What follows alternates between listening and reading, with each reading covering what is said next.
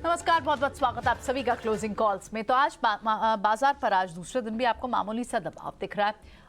Bank Nifty में तो हालांकि फिर भी एक रेजिलियंस है, क्योंकि आपको प्राइवेट सेक्टर से फिर भी पार्टिसिपेशन दिख रही है, लेकिन पीएसयू बैंक से रिकवरी नहीं है।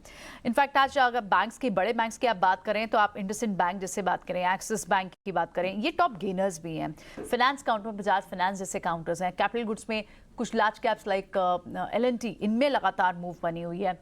लेकिन निफ्टी पर जो ड्रैगर्स हैं वो आपके मेटल से आ रहे हैं, पीएसयू बैंक से ड्रैगर्स आ रहे हैं, और ऑटो में थोड़ी सी प्रॉफिट बुकिंग दिख रही है। So overall as compare to Nifty, bank Nifty एक बेटर पोजीशन में दिख रहा है, क्योंकि वहां पर ऑलरेडी पिछले 2-3 दिनों से शॉर्ट बने हुए थे। वहां से प्रेशर नहीं है, प्रेशर इन सेक्टर से, और प्लस जिन स्पेसेस से बाजार को सहारा मिल रहा था, ऑटो हो, for that matter IT, energy, वहाँ से इतना आज दबाव नहीं मिल रहा। पावर स्पेस एक ऐसा है जहाँ फिर भी थोड़ी बहुत मूव्स आपको देखने को मिल रही है, और इसी वजह से आज हम देख रहे हैं कि एक थोड़ा सा लैकलस्टर ट्रेड तो है आज, ना कोई बहुत बड़े शॉट के मौके बन रहे हैं। बाजार ने अपने बड़े सपोर्ट्स को 500 के पास जो सपोर्ट है उसको भी बचा रखा है, और बैंक निफ्टी की मूव ज़रूर वॉच करने वाली थी। गुड आफ्टरनून डिम्पी, लग रहा था कि शायद बैंक से थोड़ी रेजिलियंस दिखे, शायद पीएसयू बैंक्स थोड़े वापस आए, लेकिन वो एक डिसअपॉइंटमेंट, एक और दिन ऐसा लग रहा है, one more day goes off. देखिए, भले ये मार्केट आपको आज कमज़ोर वैसे दिख रहा हो, हालांकि बैंक निफ्टी कोशिश कर रहा है हरे निशान में वापस लौटने की, और लौट भी रहा है बात करते करते में। लेकिन इस चीज़ को मद्देनज़र रखना चाहिए कि मार्केट ने सपोर्ट ब्रेक नहीं किए हैं। अगर सपोर्ट ब्रेक किए हैं तो कम से कम उसका सेकंड सपोर्ट बचा हुआ है। जैसे आज हम सुबह 44,000 की बात कर रहे थे, आपको हमने ये बात बताई भी थी, भले ही SGX निफ्टी से ऊपर दिख रहा था, तब भी हम ये बात खुल के और चैलेंज के तौर पर कह रहे थे डाटा के, कि आपको आज सपोर्ट फिर से चेक करने होंगे, स्पेशली बैंक निफ्टी के। और कोई बड़ी बात नहीं कि बैंक निफ्टी आपको 44,000 के नीचे भी जाता दिखे, वो गया, वो अभी भी है, लेकिन उसके पास एक दूसरा अहम सपोर्ट है, वो है 43,800 का। ये आप कहेंगे कि 200 पॉइंट में क्या फ़र्क पड़ता है? 200 पॉइंट में बहुत फ़र्क पड़ता है। असल में 200 पॉइंट से ही मार्केट कई बार रीबाउंड कर जाता है, कई बार 44,000 के सौदों को कटाना होता है, कई बार 43,800 तक लेके जाना होता है, ताकि नए ट्रेड अंदर आ पाए। और आजकल आपको पता है एल्गो लग चुका है सिस्टम्स में, तो काफ़ी हद तक एल्गो ट्रेडिंग भी पार्टिसिपेट करती है इसके अंदर। तो इसलिए मार्केट के पास एक अच्छी चीज़ ये है कि ना इसके सपोर्ट टूट रहे हैं, ना इसके पास कन्विक्शन टूट रही है, ना इसके रेजिस्टेंस भी टूट रहे हैं, तो वो भी एक बड़ी बात है। चर्निंग होती रहेगी। इस चर्निंग को अगर आप प्ले करना जानते हैं तो बहुत अच्छी बात है। अगर आप चर्निंग को प्ले करना नहीं जानते तो फिर आप इंडेक्स छोड़ दो, फिर आप स्टॉक्स को पकड़ो, वहाँ पे काम करो। और एक और बात, आप ऑप्शंस में काम तभी करना जब आपका कन्विक्शन काफ़ी हद तक हाई हो बाय या सेल को लेकर, क्योंकि अमूमन या तो कॉल्स हम बाय करते हैं या तो हम पुट्स को बाय करते हैं। राइट करने में पैसे भी ज़्यादा लगते हैं, थोड़ा रिस्क भी होता है, और उसको थोड़ा अच्छे से मैनेज करना भी आना चाहिए। तीसरी इंपॉर्टेंट बात, अब आप चेस किसको करेंगे? आज सुबह से हमने निकुंज सर से भी ये बात पूछी थी कि ट्रिगर्स क्या हैं, तो एक और ट्रिगर लिक्विडिटी, ग्लोबल, मॉनसून, फिलहाल आप इन 3 चीज़ों को ही देखेंगे। इसके बाद अभी तक कोई और ऐसा ट्रिगर नहीं जिसको आप वेटेज देके कहेंगे कि हाँ, इस ट्रिगर को हम काफ़ी क्लोजली वॉच कर रहे हैं। आज 50 में से 33 शेयर नीचे हैं, लेकिन उसके बावजूद भी आपका 18,500 नहीं टूटा, तो ये पहला पॉइंट है। इसी से पता लग रहा है कि आपका धीरे धीरे प्रॉफिट बुकिंग आ रही है। अगर यही 33 शेयर गिरावट में होते और 18,500 टूटता, तो मैं ये कह सकता कि वेटेज वाले शेयरों ने पार्टिसिपेट किया है और उन्होंने आपको ब्रेक डाउन कर दिया। ऐसा नहीं हो रहा। दूसरा, निफ्टी बैंक में से 12 में से 8 शेयर कमज़ोर हैं, लेकिन फिर भी आप 44,000 की कोशिश कर रहे हैं कि उसको किसी तरह से बचा लिया जाए, ज़्यादा दूर ना जाया जाए। FMCG, IT, ऑटो सेक्टर्स में थोड़ी बहुत मुनाफा वसूली है। सरकारी बैंक, इंफ्रा काउंटर्स आज थोड़े ठीक चल रहे हैं। इंडिया विक्स 11 के स्तर पर है।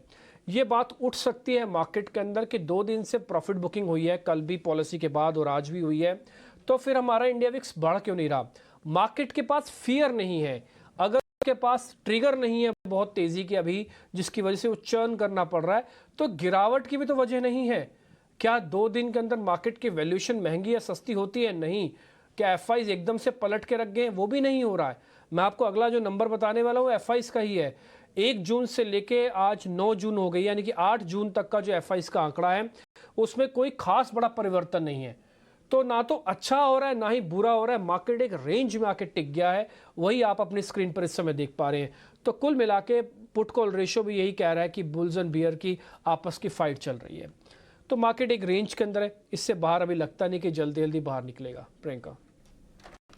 ठीक है, ऑल राइट, एक रेंज में दिख रहा है बाजार और हम देख भी रहे हैं, लेकिन इस बीच बैंक्स थोड़ी रेजिस्टेंस दिखा रहे हैं, थोड़ा अटेम्प्ट कर रहे हैं। अब हरे निशान में भी बैंक वापस लौटे हैं और प्राइवेट बैंक स्पेस से तो कंट्रीब्यूशन है, लेकिन पिछले कुछ मिनटों में हम देखें तो जो पार्टिसिपेशन बैंक्स में निकल कर आई है वो आपको देखने को मिली है। HDFC बैंक से, बैंक से ये आपको कंट्रीब्यूशन दिख रहा है, ICICI बैंक से, इन्हीं सब स्टॉक्स में आपको मूव दिख रही है। PSU बैंक थोड़े एक्शन से नदारत है। अब आगे यहाँ से स्ट्रैटेजी क्या बनानी चाहिए, हमारे साथ फंडामेंटल नजरिया देने के लिए आनंद राठी के नरेंद्र सोलंकी है और साथ ही टेक्निकल नजरिया देने के लिए राजेश पालविया है और मितेश पंचाल है। Good afternoon to all of you. एक एक कर सबसे बात करेंगे। पहले एक टेक्निकल व्यू क्विकली लेते हैं। राजेश, आपसे बहुत दिन बाद बात हो रही है, बताएं आप क्या व्यू बना रहे हैं। डिम्पी कह रहे हैं जैसे कोई वीकनेस की बात नहीं है, इसीलिए शायद आप IB भी देखें या इंडिया विक्स देखें, वो नहीं यहाँ पर चेंज हो रहा है। तो ऐसे में क्या करने चाहिए, कौन से इंपॉर्टेंट लेवल्स हैं जिन्हें बाजार रिस्पेक्ट करेगा, इन्हें होल्ड करके रखना चाहिए? Good afternoon Priyanka ji, good afternoon everyone. सो देखिए, मार्केट में थोड़ा प्रॉफिट टेकिंग होते हुए दिख रहा है हायर साइड से, बट वो it's a natural phenomena. Market एक ऑल टाइम हाई ट्रेजेक्टरी के पास इसी तरीके के बिहेवियर मार्केट में देखने को मिलते हैं। हमने ये सेम बिहेवियर बैंक निफ्टी में भी देखा था। मल्टीपल अटेम्प्ट के बाद ही बैंक निफ्टी ने एक ऑल टाइम हाई लेवल को क्रॉस किया था। सेम बिहेवियर हम निफ्टी में भी देख रहे हैं। ऑलमोस्ट हम 18,750 18,800 के नजदीक से थोड़ा प्रॉफिट टेकिंग देखने को मिल रहा है। बट ओवरऑल अगर हम पुट बेस देखें तो 18,500 18,400 ये स्ट्राइक पे काफी पुट राइटिंग एक्टिविटी वीकली और मंथली ऑप्शन सीरीज में देखने को मिली है, जो कि क्लियरली दिखाते हैं कि पुट राइटर्स का कॉन्फिडेंस या बायर्स का कॉन्फिडेंस मार्केट पे बिल्कुल बना हुआ है। 18,500 के आसपास उन्होंने एक बेस यहाँ पे बनाया हुआ है। तो हमें लगता है जब तक 18,500 या 18,400 के लेवल को जब तक डिसाइसिव ब्रेकडाउन नहीं होता है क्लोजिंग बेसिस पे, जब तक मार्केट में जो छोटी मोटी डिप मिल रही है, एक अपॉर्चुनिटी ही है बाय करने के लिए। मार्केट की ब्रेथ भी देखें तो थोड़ा प्रॉफिट टेकिंग कुछ स्टॉक्स में जहां पे बहुत बड़ी रैली बनी थी वहां पे देखने को मिला। बट ओवरऑल अभी भी देखें तो strength mid cap, small cap as well as जो सेक्टर एक अच्छे अप ट्रेंड में बने हुए, वहां पे बिल्कुल बाइंग इंटरेस्ट बना हुआ है। तो हमें लगता है बाय ऑन डिप्स की रणनीति ही रखना चाहिए। 18,450 18,500 के आसपास के आपके स्टॉप होना चाहिए। ये लेवल नहीं टूटते जब तक बाय ऑन डिप्स की रणनीति रहेगी। ऊपर में 18,700 ये लेवल क्रॉस होना इंपॉर्टेंट होगा। 18,700 क्रॉस होगा तो फर्दर यहाँ से नया हाई की तरफ मार्केट भी बढ़ते हुए दिख सकता है और हो सकता है कि वहां पे एक शॉर्ट कवरिंग जो बने वो मार्केट को फिर नया हाई की तरफ भी लेके जा सकती है। बैंक निफ्टी 44,000 को कंफर्टेबली होल्ड करने की कोशिश, अगर हम फ्यूचर के लेवल देखें तो 44,000 को होल्ड करने की कोशिश कर रहा है बिल्कुल। उसके आसपास से मल्टीपल अटेम्प्ट देखे हमने, बाइंग इंटरेस्ट यहाँ पे बना हुआ है। तो बैंक निफ्टी में जो पुट बेस बना हुआ है 44,039 43,800, ये दोनों लेवल पे एक अच्छा पुट बेस बना हुआ है। तो बैंक निफ्टी में जब तक 43,800 के लेवल नहीं टूटते, जब तक यहाँ पे भी लॉन्ग साइड का ही ट्रेड रखेंगे। हायर साइड पे 44,350 ये लेवल क्रॉस होने के बाद शॉर्ट कवरिंग का मूव बनेगा। तो अभी इंडेक्स में, दोनों इंडेक्स पे व्यू बुलिश है, बाय ऑन डिप्स की ही रणनीति रखेंगे।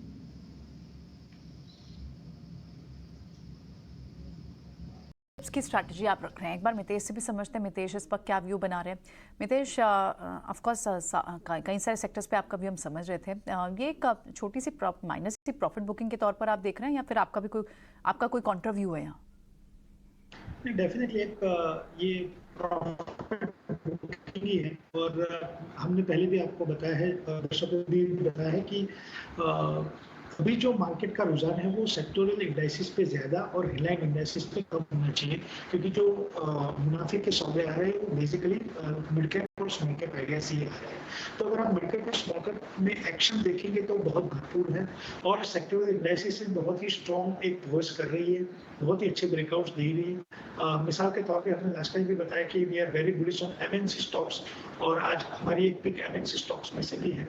तो we are of the view कि प्रॉफिट बुकिंग है वो माइनर है, रैली जो मार्केट में है वो कंटिन्यू रहेगी, लेकिन हेडलाइन इंडेक्स को ध्यान में रखते हुए ज्यादातर जो फोकस है वो सेक्टोरल इंडाइसिस पे करना चाहिए और जो मिड कैप और स्मॉल कैप में प्रॉमिसिंग स्टॉक्स है वहां पे करने चाहिए। हमने पेटीएम का जिक्र आई थिंक 15 दिन पहले किया था, जोमेटो का जिक्र 15 दिन पहले किया था।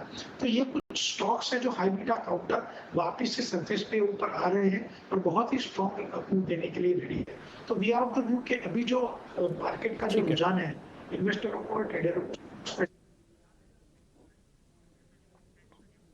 आप भी यही बात कर रहे हैं मितेश, प्रॉफिट बुकिंग है थोड़ा बहुत, और वैसे कोई स्ट्रक्चरल डैमेज तो है नहीं।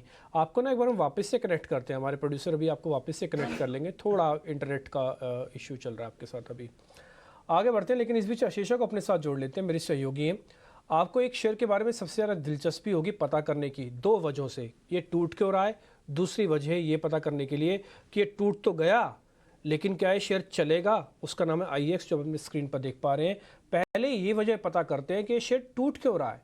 आशीषा आपको ये बताएंगे, फिर नरेंद्र जी आपको बताएंगे, हमारे मेहमान हैं, ये बताएंगे कि क्या यहाँ पे प्लस करना चाहिए कि नहीं करना चाहिए। पहले आशीषा आप बताएं, शेयर टूट क्यों रहा है। जी हाँ, IEX के शेयरों में पिछले 2 दिनों से काफ़ी गिरावट देखने को मिल रही है। इनफैक्ट कल और आज के सेशन को कंबाइन करें तो करीब 18 से 20% का फॉल IEX में देखने को मिला है। मिनिस्ट्री ऑफ पावर से कल नोटिफिकेशन आई जहां उन्होंने मार्केट कम्पलिंग का ऐलान कर दिया है, जिसका मतलब ये होता है कि अक्रॉस एक्सचेंजेस, सभी एक्सचेंजेस पर सेम रेट पर ट्रेडिंग की जाएगी। इसी के चलते IEX को इंटेंसिफाइंग कंपटीशन फेस करना पड़ सकता है। अभी IEX एक सबसे नोटिफाइड और सबसे बड़ा प्लेटफॉर्म है स्पॉट प्राइसेस डिटरमाइन करने के लिए, और अगर ये मार्केट कपलिंग किया जाता है तो कंपनी काफ़ी रिस्क फेस कर सकती है कंपटीशन के तौर पर। इनफैक्ट कंपनी ऑलरेडी काफ़ी कंपटीशन फेस कर रही है। पिछले कुछ क्वार्टर्स की बात करें तो कंपनी का मार्केट शेयर 96% से घट 87% पर हो गया है। कंपनी वॉल्यूम्स में भी गिरावट फेस कर रही है, और स्पॉट प्राइसेस की बात करें तो स्पॉट प्राइसेस हायर साइड पे है, जिसके चलते कंपनीज बायलैटरल ट्रेड्स भी कर रहे हैं, और रेगुलेशन भी एक बड़ा रिस्क है IEX के लिए। अभी ये नोटिफिकेशन आया जिसके चलते स्टॉक में गिरावट देखने को मिल रही है पिछले 2 दिनों से, और इसी के चलते एक्सिस कैपिटल की भी एक रिपोर्ट आई है जहां उन्होंने बिकवाली की राय दी है, डाउनग्रेड कर दिया है स्टॉक को, और अब बिकवाली की राय दी है 111 रुपीज़ प्रति शेयर का टारगेट दिया है। एक्सिस कैपिटल का मानना है कि इस नोटिफिकेशन के चलते पूरा का पूरा बिजनेस मॉडल ही एक रिस्क पर है, और उनका मानना है कि वेट एंड वॉच सिचुएशन अब नहीं रही। उन्होंने डाउनग्रेड कर दिया है स्टॉक को और 111 रुपीज़ प्रति शेयर का टारगेट दिया है। ठीक है, तो यानी कि टारगेट 110 तक कर दिया। शीशा, बहुत शुक्रिया, थैंक यू वेरी मच। अगर आप इसको बहुत सिंपल शब्दों में समझे ना, तो ये क्या था कि ये रेट तय करता था कि बिजली का जो लेन देन होगा वो किस रेट पे होगा। एग्जाम्पल के लिए मान लीजिए हरियाणा एक्सेस पावर सप्लायर है जो बिजली बनाता है, और एग्जाम्पल के लिए MP को बिजली की शॉर्टेज है, तो MP बिजली खरीदेगा, किससे खरीदेगा, हरियाणा से खरीदेगा। खरीदने की जगह कौन सी थी, वो था प्लेटफॉर्म यानी कि जैसे आप अमेज़ोन वगैरह पे जाते हैं, ऐसे बायर और सेलर के लिए एक रेट है स्पॉट बिजली का, और वो आउट होता IEX पर। इससे पहले और भी एक्सचेंजेस थी, बट IEX का बोर्ड, स्टेट्स बोर्ड्स के साथ काफ़ी बड़ा टाई अप है, और मेजॉरिटी ऑफ द हिस्सा इस ट्रेडिंग के, बिजली के ट्रेडिंग का, वो IEX के प्लेटफॉर्म पर होता है। जैसे मान लीजिए मेरे को गोल्ड खरीदना है तो मैं MCX पे ही जाऊँगा, वो सबसे बड़ा प्लेटफॉर्म ही वही है, तो मेरे पास ऑप्शन नहीं है। तो ऐसे इनकी एक मोनोपोली थी, ज़्यादा बोर्ड इससे कनेक्टेड थे, जैसे आशीषा बता रही मोर देन 90% था। अभी सरकार ये कहती है कि ऐसा नहीं हो, हम एक काम करते हैं कि ऑफिसर को बना देंगे जिसको हम कपलिंग ऑफिसर करेंगे। कपलिंग ऑफिसर क्या करेगा, देश की जितनी और एक्सचेंजेस हैं, मसलन प्राइस एक्सचेंज ऑफ इंडिया जिसको PXI कहते हैं, जिसका मेन कॉम्पिटिटर है, HPX भी है जो भी आशीषा अपने ग्राफिक्स में बता रही थी, तो ये कंपटीशन जुड़ जाएगा। उसके बाद ये एक कपलिंग ऑफिसर तय करेगा, सभी से रेट मंगवाएगा, आप भी दो, आप भी दो, आप भी दो, जो अच्छा रेट होगा, यूनिफॉर्म रेट होगा, उसी रेट पे बिजली मिलेगी। तो IEX के प्लेटफॉर्म पे बिजली तय नहीं होगी, अब सारी एक्सचेंजेस पे बिजली तय होगी, यूनिफॉर्म प्राइसिंग कर दिया जाएगा। इससे इसका मोनोपोली स्टेटस खत्म हो जाएगा। देखिए बिजली की शॉर्टेज है, एक दिन में प्लांट लगते नहीं है, एक दिन में प्लांट हटेंगे भी नहीं, एक स्टेट से दूसरी बिजली में पहुँचाने के लिए ट्रेडिंग करवानी पड़ेगी। इसलिए ज़्यादातर ब्रोकिंग हाउसेस को चिंता है कि मॉडल में तो फ़र्क हो रहा है, जब पॉलिसी में फ़र्क हो जाएगा ना, शेयर इसी तरह से टूटता है 20-20, 30-30%। ये क्वार्टरली नंबर खराब होते हैं ना, 2-4% में निपट जाता, लेकिन ये 20%, 25% टूटा है, इसलिए प्रॉब्लम ज़्यादा है। नरेंद्र सोलंकी जी हमको बता रहे हैं कि प्रॉब्लम को पूरी तरह से हम डाइजेस्ट कर चुके हैं, या फिर अभी और पैसे देने होंगे। नरेंद्र जी, ये IEX बेटर भी और कितना आपको लगता है कि चलेगा? देखिए पॉलिसी फ्रेमवर्क पे चलेगा, अभी तो कंसल्टेशन पेपर की बात हो रही है। क्या प्राइस के हिसाब से डिस्काउंट हो गया है सर, अभी होना बाकी है? जी गुड आफ्टरनून। अभी कह पाना काफी मुश्किल है क्योंकि बहुत सारी ग्रैनुलर डिटेल्स अभी आई नहीं है, क्योंकि ये फ्रेमवर्क काफी कॉम्प्लेक्स होता है। इवन अभी के स्टेज में भी काफी कॉम्प्लेक्स है प्रोसीजर, जिसमें कि एसएलडीसी और एनएलडीसी वगैरह सारे लोग इन्वॉल्व होते हैं। हालांकि अब नया फ्रेमवर्क कैसे काम करेगा, लेकिन इसका अगर गाइडलाइन हम यूरोपियन मार्केट में देखें, क्योंकि ये यूरोपियन मार्केट में ऑलरेडी इंप्लीमेंट हुआ है, तो वहां पे क्या हुआ है कि दो तरह के मैकेनिज्म होते हैं। एक फ्लो बेस्ड मार्केट कपलिंग होता है और एक अवेलेबल ट्रांसफर कैपेसिटी। तो हम लोग अवेलेबल ट्रांसफर कैपेसिटी पे थे।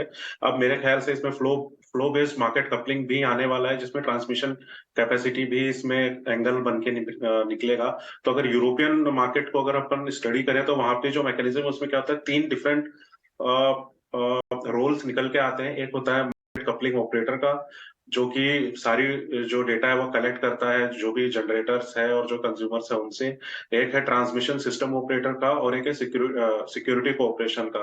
तो ये 3 डिफरेंट रोल निकल के आते हैं, और एक्सचेंज इनसे सबसे अलग रहता है। वहां पे सिर्फ मैचिंग होता है, और जितना भी जो डेटा है वो इन 3 लोगों के पास होता है, और ये सारा डेटा सिक्योर और आप कहें तो सीक्रेट रहता है, जो कि एक्सचेंज को नहीं पता रह पाता कि कहाँ पे किस हिसाब से मूव हो रहा है। सेकेंडली, जो इसकी एल्गोरिदम होगी प्राइसिंग की, तो वो एक वेल डिफाइंड प्री डिफाइंड फॉर्मूले के ऊपर बेस्ड होगी, और उस एल्गोरिदम से ही वो जो मार्केट कपलिंग ऑपरेटर है वो अपना प्राइस कैलकुलेट करेगा। तो जो कंज्यूमर है और जो जनरेटर है, दोनों को एक ट्रांसपेरेंट तरीके से पहले से ही पता होगा कि अगर इतनी शॉर्टेज और ये सिचुएशंस है, तो अपना जो रेट्स है वो इस हिसाब से कैलकुलेट हो सकता है। तो ये काफी कॉम्प्लेक्स जाके होने वाला है। इसमें एक एस्पेक्ट मैं और जोड़ना चाहूंगा कि इंडिया में अगर आप गवर्नमेंट का पॉलिसीज, तो गवर्नमेंट चाह रही है कि जितने भी साउथ एशियन नेशंस हैं, वो भी जैसे बांग्लादेश हुआ, नेपाल हुआ, उनको भी ग्रिड कनेक्टेड कर दिया जाए। तो ये जो मार्केट है, ये उन लोगों को भी एड्रेस करे, उस नजरिए से मूव होते हुए दिखाई दे रहा है। तो ये पॉलिसी डेफिनेटली जो अदर कंट्रीज है उनको भी एक ट्रांसपेरेंट मैकेनिज्म ऑफर कर पाए, उस तरीके से मूव हो रहा है। तो अभी फिलहाल हम लोग काफी अर्ली स्टेजेस में हैं इसमें, और डेफिनेटली इसमें काफी टाइम भी लगने वाला है। तो जब तक क्लैरिटी नहीं है, तब तक वेट एंड वॉच पे ही रखना पड़ेगा, और अभी रियल इम्पैक्ट नहीं पता चलेगा, लेकिन डेफिनेटली इम्पैक्ट तो होगा ही, जो करंट पोजीशन है उससे।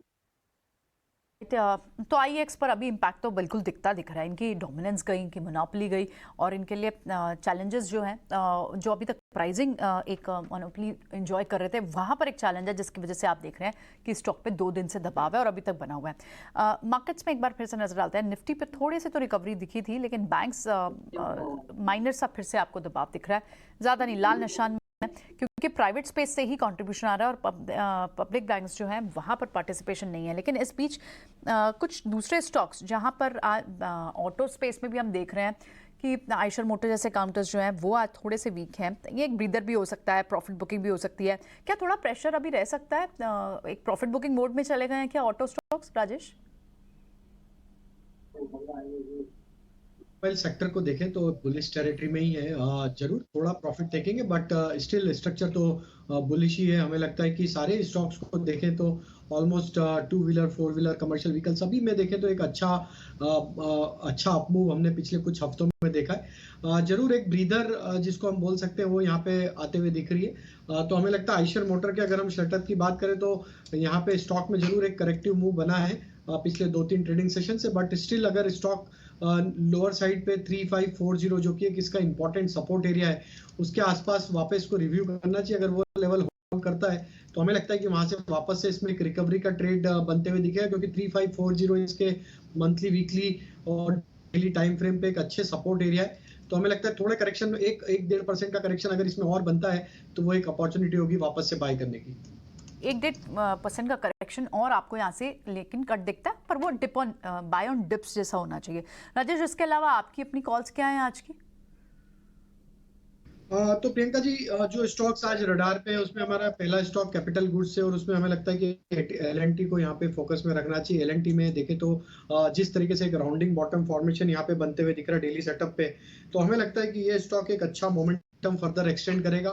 एक अच्छे लॉन्ग बिल्टअप यहाँ पे पिछले 2-3 ट्रेडिंग सेशन में बनते हुए देखे। स्टॉक कंफर्टेबली यहाँ पे सारे इंपॉर्टेंट मूविंग एवरेजेस के ऊपर सस्टेन कर रहा है। ये 4th-5th कंसेक्यूटिव डे है जहाँ पे हायर हाई लो फॉर्मेशन बनते हुए दिख रहे हैं। तो ये स्टॉक में हम टारगेट जो प्रोजेक्ट कर रहे हैं 24-20 तक के अपसाइड के टारगेट हम एक्सपेक्ट कर रहे हैं। स्टॉप लॉस जो रखना होगा वो करीब होगा 2325 का। जो दूसरा स्टॉक बाय करना है वो है BEL का, भारत इलेक्ट्रॉनिक्स। ये स्टॉक में देखें तो जिस तरीके से मोमेंटम बना है, स्टॉक ने अपने प्रीवियस स्विंग हाई को यहाँ पे ब्रेकआउट वीकली चार्ट पे करते हुए दिखा है, जो कि अक्टूबर 2022 में बने थे। 114 115 का जो मल्टीपल रेजिस्टेंस जोन था उसका ब्रेकआउट हुआ है। तो हमें लगता है कि ये स्टॉक में जिस तरीके के ब्रेकआउट बने हैं, ये स्टॉक का नेक्स्ट टारगेट जो बन सकता है वो करीब 130 की तरफ बनते हुए दिखेगा। 116 के स्टॉप लॉस से बाय किया जा सकता है। और तीसरा स्टॉक है वो सेल साइड का है, और उसमें हमें लगता है कि IT स्पेस में टेक महिंद्रा को यहाँ पे देखना चाहिए शॉर्ट साइड के लिए। स्टॉक में देखें तो पिछले 5-6 दिनों में एक हायर साइड से एक सप्लाई यहाँ पे बनते हुए दिखा, और ऑलमोस्ट आज के सेशन में स्टॉक अपने 50 डे 100 डे मूविंग एवरेज के आसपास अब ट्रेड करते हुए दिख रहा है। और हमें लगता है कि यहाँ पे जिस तरीके की वीकनेस बनते हुए दिखी है, ये स्टॉक फर्दर डाउनसाइड को कंटिन्यू करेगा। 1040 तक के डाउनसाइड के टारगेट हम प्रोजेक्ट करें तो टेक फ्यूचर शॉर्ट किया जा सकता है। स्टॉप लॉस होगा 1098। ओके ठीक है, BEL, टेक महिंद्रा, ये कुछ ट्रेंडिंग स्टॉक्स है मार्केट के अंदर जहाँ पर आप ट्रेड ले सकते हैं। आप देख रहे होंगे कि मार्केट के अंदर ना अभी भी वही घूम फिर के शेयर्स आ रहे हैं, नए शेयर्स की पहचान नहीं हो रही है। नए शेयर्स आप थोड़ा कम देख रहे होंगे मार्केट के अंदर। और जब भी मार्केट इस तरह से चर्न करेगा ना, इन रेंज के अंदर रखेगा आपको, उन्हीं शेयर्स के अंदर जहाँ पे 2-4 दिन पहले बाय हो रहा था वहाँ पे फिर प्रॉफिट बुकिंग होती है, तो एनालिस्ट आपको सेल कॉल में कन्वर्ट करता है। तो छोटे प्रॉफिट छोटे लॉसेस की फ़िलहाल रेंज के अंदर ट्रेड करने की आदत से डालनी पड़ेगी हमको, या तो रेंज का ब्रेकआउट हो जाए। मितेश जी, आपका सिस्टम और मेथड क्या कहता है? आपके ट्रेड कौन से हैं सर?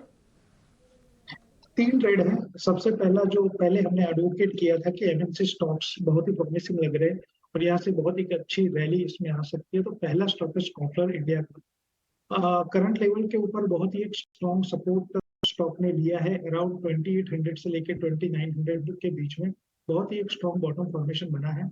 इमीडिएट जो रेजिस्टेंस था उसका वो भी उसने क्लियर कर लिया है, तो अभी स्टॉक जो है वो नई ट्रेडिंग रेंज में एंटर होगा। हमारे हिसाब से अगले 3 से 6 महीने में स्टॉक में 2980 के स्टॉप लॉस से अगर 3 से 6 महीने का व्यू लिया जाए तो पहला टारगेट 3500 आएगा 3500, और दूसरा टारगेट आएगा 3800। दूसरा है with in the textile sector.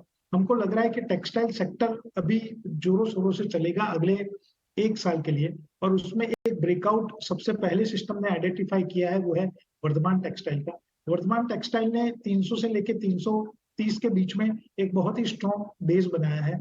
Now the stock is about to make a new high, तो हमें लग रहा है कि 310 के स्टॉप लॉस से अगर वर्धमान टेक्सटाइल में ट्रेड लिया जाए तो उसमें पहला जो टारगेट है वो आएगा 450, दूसरा टारगेट आएगा 500, और तीसरा है मास्टेक का शेयर।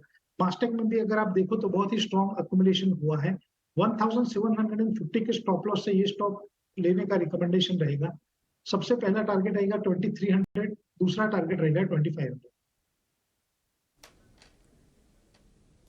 ओके ठीक है, आपके थोड़े अलग से शेयर मेरे को दिखे। वर्धमान टेक्सटाइल तो मैंने काफ़ी दिनों बाद सुना। मैं ये अभी थोड़ी देर पहले आपके कॉल्स आने से पहले यही जिक्र कर रहा था कि ज़्यादातर शेयर वही मिल रहे हैं हमको, कोई बाय वही सेल, वही 10 दिन पहले सेल थे अब बाय हो गए।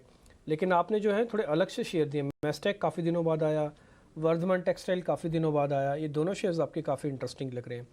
खैर आगे बढ़ते हैं, मार्केट के बारे में एक बार फिर से देख लेते हैं कि इस समय बाजार के अंदर का कोई पुल बैक वगैरह आ रहा है कि नहीं आ रहा है। देखिए 65 पॉइंट है नीचे इस समय निफ्टी, ऑलमोस्ट डेज लो के आसपास ही है। बैंक निफ्टी पे एक बार देर दिखा दीजिए। बैंक निफ्टी पे भी हम है करीब 28 पॉइंट नीचे, तो थोड़ा बहुत आपको आज वॉच करना है बैंक निफ्टी का। राजेश सर का और मेरा लेवल ऑलमोस्ट एक ही है कि 43,800 के अगर आप ऊपर बंद हो जाते हैं तो वैसे कोई डैमेज नहीं है, इसको प्रॉफिट बुकिंग का ही टैग लगाएंगे, इसके ऊपर यही चीज़ लगाई जा सकती है, बोली जा सकती है। आगे बढ़ते हैं, कुछ एक शेयर्स चुन लेते हैं जहाँ पर आज थोड़ा मूव देखने को मिल रहा है। एम्फेसिस एक और शेयर है, पिछले 2-4 दिन से थोड़ा वीक काउंटर्स लग रहा था। राजेश सर, ये जरा एम्फेसिस आप चेक करोगे, ये एक ना वीक काउंटर है, पिछले 2-4 दिन से पहले इसमें अनवाइंडिंग हो रही थी। आपने भी देखा होगा डेरिवेटिव्स के डाटा में अनवाइंडिंग थी इसमें। आज भी प्रेशर बनेगा सर थोड़ा सा, क्या ये वीक हो जाएगा काउंटर या फिर अभी थोड़ा इससे दूर रहें? आज पुल बैक कर रहा है बट वैसे स्ट्रक्चर तो वीक ही है। तो देखिए बिल्कुल डिम्पी जी, सिमिलर स्ट्रक्चर ये टेक महिंद्रा हमने जो डिस्कस किया था, सेम सिमिलर स्ट्रक्चर एम्फेसिस का भी बनते हुए दिख रहा है। और स्टॉक में जो पिछले 4-5 दिनों से एक प्रॉफिट टेकिंग या गिरावट का दौर बना है, उसमें स्टॉक अब अपने 100 डे और 50 डे मूविंग एवरेज के नीचे फिसलता हुआ दिख रहा है। तो हमें लगता है थोड़ा वीकनेस तो यहाँ पे बना है, और जिस तरीके से इसके वीकली चार्ट अब बनते हुए दिख रहे हैं, हमें लग रहा है स्टॉक एक अपने क्रूशियल सपोर्ट एरिया के आसपास ही ट्रेड कर रहा है, जो कि है करीब 1860 1855 का। अगर ये लेवल टूट जाते हैं तो ये स्टॉक में फर्दर प्रॉफिट टेकिंग एक्सटेंड होगी, जो कि स्टॉक को फिर 1800 इवन 1770 की तरफ भी नीचे लेके जा सकती है। तो अभी यहाँ पे लॉन्ग साइड का ट्रेड तो नहीं रखना है, हमें लगता है थोड़ा सा यहाँ पे 4-5 रुपए का और वेट करेंगे। 1855 के नीचे अगर ये फिसलेगा तो हम शॉर्ट साइड का भी ट्रेड ओपन करेंगे और 1800 के टारगेट के लिए। इस पे ये एक व्यू बता रहे हैं। एक पूरा स्पेस है जो ऐसे लैकलस्टर मार्केट में भी काफ़ी एक्टिव है, और वो है शुगर स्पेस। शुगर प्राइसेस में फिर से सर्ज देखने को मिल रहा है। क्या बड़ी वजह है? विश्व मोहन हमें बताने के लिए यहाँ हमारे साथ हैं। विश्व, कुछ हफ्ते पहले यानी फिर 1-1.5 महीने पहले जब इंटरनेशनल शुगर प्राइसेस में तेजी थी तो हमने देखा पूरा शुगर सेक्टर अच्छा बजिंग था और कई हफ्तों तक चला था। अभी क्या बड़ी वजह है और क्या ऐसी तेजी देखने को मिल सकती है? देखिए, शुगर शेयरों की अगर आज बात करें तो ये तेज़ी की जो सबसे बड़ी वजह ये बताई जा रही है कि यूएस की वेदर एजेंसी की तरफ से एल नीनो को लेकर जो अलर्ट आया है, उनका कहना है कि एल नीनो के लिए जो भी पैरामीटर्स होते हैं वो अब पूरा हो रहा है और एल नीनो एक्टिव हो चुका है। तो ये एक चिंता की बात है ब्राज़ील के लिए। ब्राज़ील में होता क्या, जब एल नीनो ईयर होता है तो ब्राज़ील में बहुत ज़्यादा हेवी रेन होती है, फ्लड की स्थिति आती है, तो ऐसी स्थिति में भी फसलों को काफ़ी नुकसान होता है। दुनिया का सबसे बड़ा शुगर का उत्पादक है, तो ब्राज़ील में अगर एल नीनो की स्थिति में अगर ऐसा होता है तो डेफिनेटली वहाँ पर शुगर के उत्पादन पर अगले सीजन पे असर होगा। भारत में होता है सूखे की स्थिति हो जाती है, मानसून कम होता है, निगेटिव इंपैक्ट होता है, तो यहाँ पर भी सूखे की स्थिति की वजह से भी उत्पादन पर असर पड़ेगा। यानी दोनों वजहों से यहाँ पर कीमतों को सपोर्ट मिल रहा है। लेकिन घरेलू बाजार के लिए बहुत ज़्यादा फायदा अभी तक नहीं होगा कि पिछले सीजन का जो उत्पादन था उसमें से 61 लाख टन जो शुगर एक्सपोर्ट की जो इजाज़त सरकार की तरफ से दी गई थी 31 मई तक वो खत्म हो गई थी। सेकेंड ट्रांच एक्सपोर्ट के लिए अभी इजाज़त नहीं मिली है, लेकिन उम्मीद ये है कि अगले सीजन में उत्पादन कम होगा और उनके पास जो पुराने इन्वेंट्री होंगे उसका फ़ायदा यहाँ पर चीनी को मिलेगा। चीनी के एक मिल प्राइसेस ऊपर की तरफ जाएंगे, उसका फ़ायदा यहाँ पर मिल जाएगा। धीरे धीरे एक मिल प्राइसेस बढ़ भी रहे हैं और कई सारे जो कोऑपरेटिव मिल्स हैं और जो एसोसिएशंस हैं वो भी लगातार पिच कर रहे हैं सरकार से कि एमएसपी बढ़ाई जाए ताकि शुगर कंपनियों को फायदा हो, क्योंकि उनकी दलील ये है कि एफआरपी में लगातार बढ़ोतरी होती है, एसएपी में लगातार बढ़ोतरी हो रही है, लेकिन जब से एमएसपी शुगर के लिए शुरू हुआ है तब से बढ़ोतरी नहीं हुई, तो मिलों को उसका नुकसान हो रहा है। इंटरनेशनल सिनेरियो अगर बताऊं तो इंटरनेशनल सिनेरियो ये बन रहा है कि हमने 2 दिनों में देखा है कि आज शुगर के दाम 5% तक बढ़ चुके थे। कल 4% की तेजी आई थी, आज भी 1% की तेजी है। और ब्राजील में एक और खबर ये आ रही है कि वहाँ पर जो बायोफ्यूल पर जो टैक्स था, वो टैक्स रिबेट जो मिल रहा था, टैक्स एग्जेम्पशन मिल रहा था, वो खत्म कर दिया गया है। तो अब बायोफ्यूल पर उनका फोकस बढ़ गया है, यानी एथनॉल की ब्लेंडिंग की तरफ फोकस बढ़ा है। तो लोग वहाँ पे शुगर बनाने की बजाय अब क्या करेंगे, एथनॉल पर वहाँ की मिलें फोकस करेंगी। तो ये एक इंटरनेशनल मार्केट में शॉर्टेज की स्थिति होगी। और अप्रैल में हमने देखा भी था कि 11 साल की ऊंचाई पर शुगर के दाम चले गए थे और वही तेजी फिर से यहाँ पर बढ़ती जा रही है। लग रहा है कि 11 साल की ऊंचाई पर वापस से नए फ्रेश हाई पर भी शुगर के दाम इंटरनेशनल मार्केट में जा सकते हैं। विश्वमोहन, मेरे को एक पॉइंट आपसे समझना है, ये जो यूएस फ्यूचर्स हम कहते हैं कि शुगर के प्राइसेस यूएस फ्यूचर्स के अंदर है, ये ब्राज़ील से देखे जाते हैं या फिर ये अलग है, यूएस फ्यूचर्स कुछ अलग है शुगर का?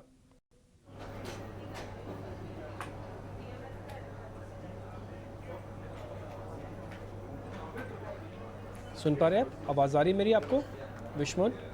ये जो ब्राज़ील में ही है यूएस फ्यूचर्स या फिर यूएस फ्यूचर्स ब्राज़ील से अलग है, जो शुगर के यूएस फ्यूचर्स होते हैं? ओह ठीक है, बात नहीं हो पा रही है, ठीक है कोई बात नहीं। लेकिन कुल मिलाकर उन्होंने मोटे मोटी बात यही बताई है कि हाँ, एक तो यूएस के अंदर भी एथनॉल ब्लेंडिंग होगी है।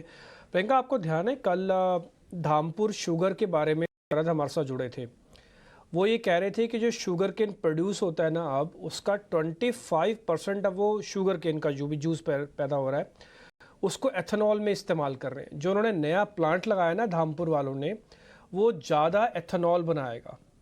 और बलरामपुर चीनी, रेणुका तो ऑलमोस्ट ही कन्वर्ट हो चुका है एथनॉल में, वो तो शुगर बहुत ही कम बनाता है। हाँ, और बलरामपुर चीनी भी कुछ ऐसा ही कर रहा है कि अपना मेजोरिटी हिस्सा अब एथनॉल ब्लेंडिंग में आ रहा है।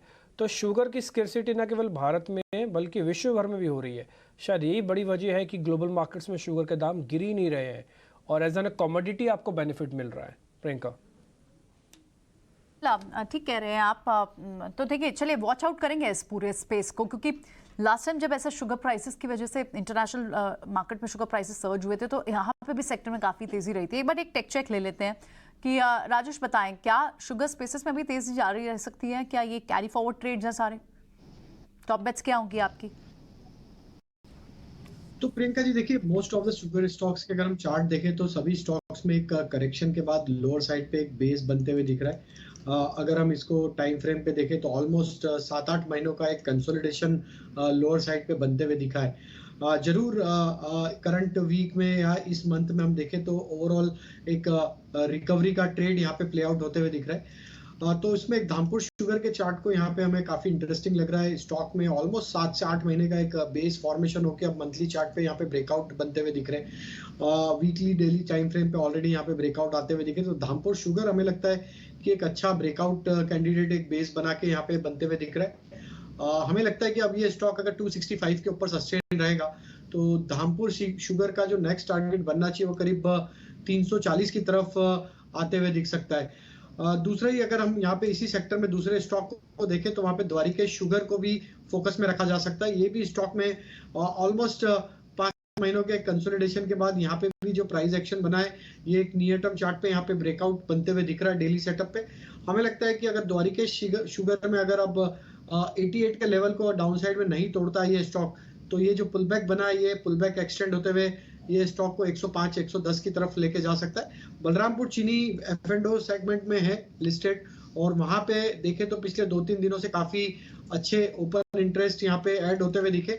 हालांकि अभी भी रेजिस्टेंस क्रॉस करने में स्टॉक स्ट्रगल कर रहा है, पर बलरामपुर चीनी में हमें लगता है कि जो मेजर मूव आएगा अपसाइड का वो आएगा करीब 412-414 के लेवल को क्रॉस करने के बाद।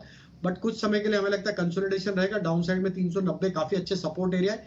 414 के बाद ये स्टॉक में नेक्स्ट टारगेट जो बन सकता है वो 430-40 की तरफ होगा। तो कहीं ना कहीं लग रहा है कि bottoming out kind of scenario यहाँ पे शुगर स्पेस में ये 3-4 स्टॉक जो डिस्कस किए इसमें बनते हुए दिख रहे। आगे आने वाले दिनों में इस पे हम देखना होगा कि ये प्राइस एक्शन फर्दर एक्सटेंड होता है तो ब्रेकआउट में टर्न होते हुए दिखेंगे ये स्टॉक्स। राजेश जी बहुत बहुत शुक्रिया, बढ़िया आपने अच्छे से बताया सारा शुगर के बारे में और धामपुर शुगर के बारे में। जैसे मैं चर्चा कर रहा था तो मेरे सहयोगी शरद भी मेरे साथ जुड़ चुके हैं। शरद, मैं आपको याद ही कर रहा था अभी, क्योंकि आप कल बता रहे थे कि धामपुर शुगर वालों ने ये कहा है कि 25% से ज़्यादा जो शुगर केन जूस है उसको एथेनॉल में कर रहे हैं, बदलेंगे। और अभी विश्वमोहन भी ये कह रहे हैं कि ब्राज़ील में भी यही होने जा रहा है। और राजेश सर ने भी बताया कि धामपुर शुगर चल सकता है। आपके बताने के बाद और चला है 3.5%। आज की खबर क्या है? तो आज की गर्मा गर्म खबर वो बताइए जरा आप।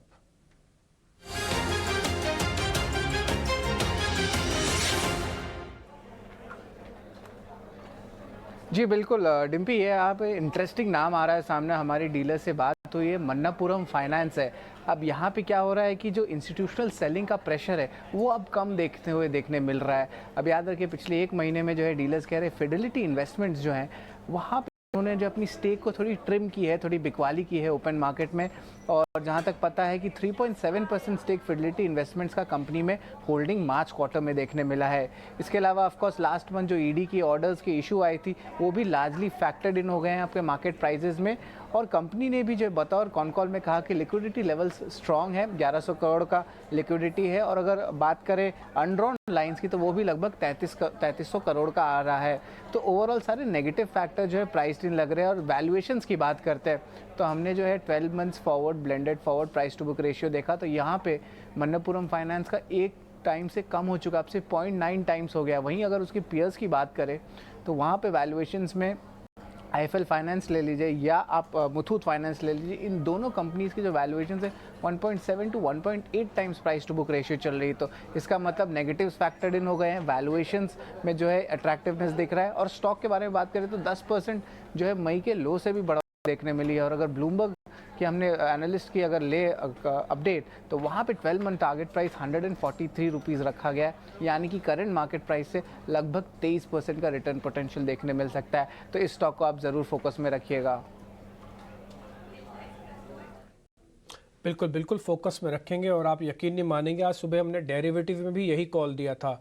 ये F&O बैन में है वैसे मन्नापुरम फाइनेंस में, आपको बता दूं शरद, आपने ये खबर निकाल के आया, हमने भी सुबह F&O बैन में था। लेकिन in spite of this ban में होने के बावजूद आज हमने सुबह दर्शकों को बताया था, प्रियंका आपको भी याद होगा, हमने कंडीशन राइडर भी लगाया था कि आप कैश में ले लो, जब इसका बैन खुलेगा इसको कन्वर्ट कर लेना, लेकिन ले लो, इसके अंदर पोजीशंस बन रही हैं और डेरिवेटिव का डाटा भी अलाउ कर रहा है। आज खबर गर्म वाले सेगमेंट में भी हमको मन्नापुरम के बारे में सुनने को मिला, तो अच्छी बात है, अच्छा सा कनेक्ट हो रहा है। तो सुबह F&O वाले जो 2 कॉल्स होती हैं और इस समय जो खबर गर्म वाला सेगमेंट है, इसको तो आपको बिल्कुल ही नहीं मिस करना, ये तो आपको देखना ही देखना है, तो मस्ट लगा लो आप इनको तो। ठीक है, अब जरा सोलंकी जी से मेरे को एक चीज़ पता करनी है। नरेंद्र सोलंकी जी हमारे साथ बने हुए हैं। नरेंद्र सर, मन्नापुरम को लेकर वैल्यूएशन कंफर्ट आपका भी है ना? आपको भी लगता है ना कि ठीक है, बुरी खबरें थोड़ी कम हो गई हैं, बेस बन चुका है और गोल्ड एज एन हेज अभी भी काफ़ी एक्टिव है, ये सस्ता शेयर अपने पीयर से? जी, वैसे तो स्टॉक कवरेज में नहीं है हमारे, इसलिए स्टॉक के पास स्पेसिफिक तो नहीं कह पाऊंगा, बट हाँ, ये सेगमेंट काफी टाइम से अंडर परफॉर्म किया है गोल्ड रिलेटेड फाइनेंसिंग का, तो वैल्यूएशन पर्सपेक्टिव से ये सेगमेंट में नजर रख सकते हैं। फाइनेंसिंग यहाँ काफ़ी इंटरेस्टिंग दिख रहा है, लग रहा है कि यहाँ जो एक प्रेशर था एक बड़े फंड का, उसके सेलिंग के बाद शायद थोड़ा मोमेंटम सुधरा है, इस वजह से आप देख रहे हैं 3-3.5% की यहाँ पर आज मूव है। लेकिन इस बीच इस बार वीकेंड का आपका प्लान क्या होना चाहिए? हर बार प्रशांत हमारे लिए वीकेंड पर, फ्राइडे पर लेकर आते हैं मूवीज का एक पूरा हमारे लिए बनाकर लाते हैं कि वो कौन सी मूवी आप थिएटर पे देख सकते हैं, कौन सी OTT पे आपको एंटरटेन कर सकते हैं। तो एक बार प्रशांत से समझते हैं। प्रशांत, मैं डिपेंडेंट हूँ इस बात पे कि आपके इस इंटरेक्शन से मैं ये डिसाइड करूंगी कि मुझे इस हफ्ते पे अगर कोई मूवी देखनी होगी तो कौन सी होगी, और ऐसे बहुत सारे व्यूवर्स हैं जो डिफेंड होते हैं, बताइए। बिल्कुल बिल्कुल, तो बहुत सारा मसाला तो है, और इस बार थोड़ा सा चाहे थिएटर हो चाहे OTT हो, थोड़ी सी जो है ना वो कंटेंट का फ्लो जो है वो कम है। शायद इसकी वजह ये है कि पिछले 2 हफ्ते इतनी एक से एक वेब सीरीज और फिल्में लगातार आई हैं कि उन्हें कंज्यूम करने में अभी जो दर्शक है उसे समय लग रहा है। एक बार वेब सीरीज देखने बैठो तो पूरा 10 घंटे चाहिए। तो और पिछले 2-3 हफ्ते में एक से बढ़कर एक 3-4 वेब सीरीज आ गई हैं। स्कूप की बात कर लें, असुर 2 की बात कर लें, स्कूल ऑफ लाइज की बात कर लें, और तीनों ही वेब सीरीज अपने अपने प्लेटफॉर्म पे जबरदस्त कर रही हैं, लोगों को पसंद आ रही हैं। तो फिल्मों के लिहाज से भी हम देखें तो अभी जो है वो ठंडा ही कहा जाएगा, लेकिन इंटरेस्टिंग है इस बार क्योंकि रिलीज हो रही है गदर 2। माफ कीजिए, गदर 2 तो 11 अगस्त को रिलीज है। गदर पार्ट 1 रिलीज हो रही है बड़े पर्दे पर। जी हाँ, गदर वो वाली बात कर रही हैं, वो जो जिसका गाना था उड़ जा काले का। जी जी जी जी, बिल्कुल बिल्कुल, तो वो है बड़े पर्दे पर, उसे रिलीज कर रहे हैं मेकर्स, और ये फिल्म बड़े पर्दे पर रिलीज हो रही है। और जो मेरी जानकारी है, बहुत ही अच्छी ऑक्यूपेंसी के साथ इसको रिस्पांस मिला है, 30 से 50%, जबकि आज फ्राइडे है, वर्किंग डे है, उसके बावजूद 30 से 50% ऑक्यूपेंसी है थिएटर्स में जो कि नजर आ रही है। और मेरे ख्याल से वो जनरेशन जिसने गदर को बड़े पर्दे पे नहीं देखा है, DVDs या OTT या ऑनलाइन प्लेटफॉर्म्स पे देखा है, उनके लिए बड़ा अच्छा एक्सपीरियंस है। रीमास्टर्ड वर्जन है, तो गदर को जो लोग बड़े पर्दे पर देखना चाहते हैं वो उनके लिए बढ़िया चॉइस है। और गदर एक ऐसी फिल्म जो लगान के सामने रिलीज हुई थी, और एक ऐसा माइलस्टोन इन दोनों फिल्मों ने क्रिएट किया था कि कहा जाता था 2 फिल्में अगर बड़ी फिल्में आती हैं तो वो कमाल नहीं कर सकती, लेकिन दोनों फिल्में ब्लॉकबस्टर रहीं, इतिहास कायम किया। अब इसके अलावा हम बात करें अगर OTT की, तो OTT पे भी एक्शन नजर आने वाला है। OTT पे जियो सिनेमा पे शाहिद कपूर का OTT कह सकते हैं फिल्म डेब्यू हो रहा है। जी हाँ, ब्लडी डैडी करके एक उनकी फिल्म आई है, और जबरदस्त एक्शन करते हुए इसमें शाहिद नजर आ रहे हैं। एक्शन के शौकीन लोग और हार्डकोर एक्शन अगर देखना चाहते हैं तो जियो सिनेमा पे वो ब्लडी डैडी देख सकते हैं। इसके अलावा हॉलीवुड के 2 बड़े इंटरेस्टिंग प्रोजेक्ट हैं जो कि बड़े पर्दे से लेके और OTT पर नजर आ रहे हैं। अवतार द वे ऑफ वाटर अगर आपने थिएटर में मिस कर दी है तो अवतार द वे ऑफ वाटर आप देख सकते हैं Disney+ हॉटस्टार पर। यह स्ट्रीम हो रही है अलग अलग भाषाओं में, हिंदी, इंग्लिश, तमिल, तेलुगु, मलयालम, कन्नड़ा, सभी भाषाओं में इसे रिलीज किया गया है। इसके अलावा बड़े पर्दे पर ट्रांसफॉर्मर सीरीज के अगर आप शौकीन हैं तो उसकी नई फिल्म भी बड़े पर्दे पर रिलीज हुई है और इसको भी जबरदस्त रिस्पांस मिला है। तो ट्रांसफॉर्मर की एक बहुत बड़ा फैन बेस है और बच्चों से लेकर एडल्ट सभी जो हैं वो इस सीरीज की फिल्मों को देखते आए, तो उसकी एक नई फिल्म बड़े पर्दे पर है, तो ये भी आपके बकेट में हो सकता है। तो लिमिटेड ऑप्शंस हैं लेकिन ठीक नहीं, ठाक काफी इंटरेस्टिंग है। अवतार और ट्रांसफॉर्मर, ये तो Yes, मुझे yes. याद आ गया कि हाँ देखा था इसके ट्रेलर्स। पर डिम्पी के बिल्कुल। पास भी आपके लिए सवाल है कोई? डिम्पी? हाँ प्रशांत, मैं ये जानना चाहता हूँ, जब आप गदर मूवी के बारे में बता रहे हैं उसमें वो हैंडपंप उखाड़ने वाला सीन फिर से होगा कि एक ही बार उखड़ा था वो हैंडपंप? एक्चुअली उस मूवी की पहचान उस सीन से बहुत है। तो वही हैंडपंप, मुझे तो प्रोड्यूसर्स ये कह रहे थे कि आज आपको हैंडपंप लेके आना चाहिए था स्टूडियो में।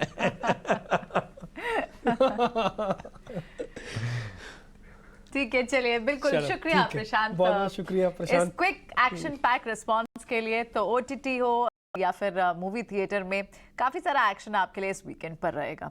वापस लौटते हैं मार्केट में, बस और 20 मिनट पहले, उससे पहले एक बार समझ लेते हैं कि ये 2-3 दिन की जो सॉफ्टनेस आई है मार्केट में, इसमें क्या कोई खरीदारी के कैरी फॉरवर्ड ट्रेड्स भी होंगे? मितेश, कौन से सेक्टर्स पर नजर होगी अगर हमें कुछ बीटीएससी ट्रेड्स लेने हो तो? बीटीएसटी ट्रेड में आई थिंक 2 स्टॉक्स जो है वो ऊपर के सामने आ रहे हैं। पहला है सीमेंट सेक्टर से एसीसी, बहुत ही स्ट्रॉन्ग और प्रोमिसिंग चार्ट पैटर्न है। 1810-1820 के ऊपर एक स्ट्रॉन्ग ब्रेकआउट मिला था आवरली चार्ट के ऊपर, और सस्टेन भी हुआ। सो 1844 एज ऑफ नाउ जो प्राइस है उसके ऊपर बीटीएसटी करना चाहिए। 1800 के स्टॉप लॉस से कैरी फॉरवर्ड ट्रेड के लिए टारगेट रहेगा 1880 और 1900 का। और दूसरा जो प्रॉमिसिंग स्टॉक है विद इन द फार्मा वो है ऑरो फार्मा। ऑरो फार्मा में कंटिन्यूस हायर लोज की बॉटम फॉर्मेशन हो रहा है, और इसमें भी आवरदी और डेली चार्ट के ऊपर बहुत ही प्रॉमिसिंग चार्ट पैटर्न है। 672.30 के ऊपर अभी स्टॉक चल रहा है। 660 के स्टॉप लॉस है, 660 के स्टॉप लॉस से औरबिंदो फार्मा में ट्रेड लेना चाहिए। कैरी फॉरवर्ड टारगेट रहेगा 690 एंड 700। ओके, ठीक है, डन। इस बीच नरेंद्र सर, अभी आपको मैं ना, एक मेरे रिपोर्टर जुड़ रहे हैं मेरे साथ, उनका नाम है अनुराग शाह, वो इंश्योरेंस को कवर करते हैं। वो भी रीज़न हमको ये बता देंगे कि लाइफ इंश्योरेंस कंपनीज के शेयर आज क्यों टूट रहे हैं। एक बार जरा आप भी इस लिंक को जरा गौर से सुनिएगा और फिर जरा बताइएगा इन सब कंपनीज के अंदर हमको करना क्या चाहिए। अनुराग, स्वागत है आपका भी। एक बार जरा आप बताइए इंश्योरेंस के शेयर टूट क्यों रहे हैं, स्पेशली लाइफ इंश्योरेंस के शेयर्स? मैक्वारी के द्वारा लाइफ इंश्योरेंस इंडस्ट्री के लिए रिपोर्ट जारी की गई है और टारगेट प्राइस घटाया गया है।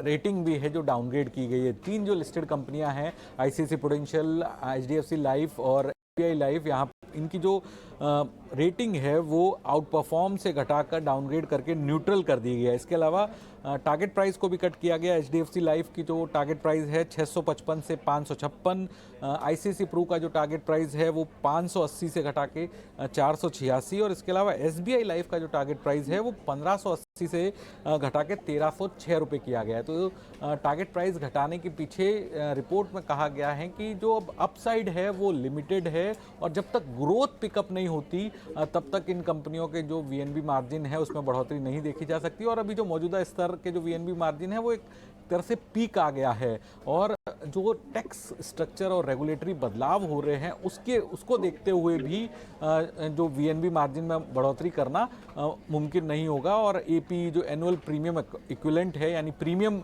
जो है वो इतना ज़्यादा नहीं बढ़ने वाला है। जिस तरह से अभी जो बदलाव हुआ था 1 अप्रैल से लागू हुए टैक्स जुड़ा हुआ बदलाव बजट के अंदर अनाउंस किया गया था कि 5 लाख से ज़्यादा जो प्रीमियम चुकाया जाता है उसमें उसका जो इनकम है वो टैक्सेबल होगी, तो ये इंडस्ट्री के लिए नेगेटिव है। इसके अलावा रिपोर्ट में बताया गया कि 15 से 20% जो कंपनियों का प्रीमियम होता है वो एटीसी डिडक्शन की वजह से आता है। तो अब जब टैक्स रिजीम में चेंज हुआ है और न्यू टैक्स रिजीम है के अंदर अगर लोग ज़्यादा अप्लाई करते हैं तो ये जो 15 से 20% प्रीमियम जो एटीसी टैक्स डिडक्शन की वजह से आता है ये भी इम्पैक्ट होगा, जो रिपोर्ट में बताया गया। तो उसमें कहा गया है कि वीएनबी जो 3 टॉप प्लेयर हैं उनका वीएनबी मल्टीपल है, वो VNB margins value of new business का जो मल्टीपल है उसमें कट किया गया है, 15 से 17% का डाउनग्रेड किया गया है वीएनबी के अंदर। इसके अलावा और जो कुछ इंश्योरेंस इंडस्ट्री के अंदर बदलाव हो रहे हैं, जिसमें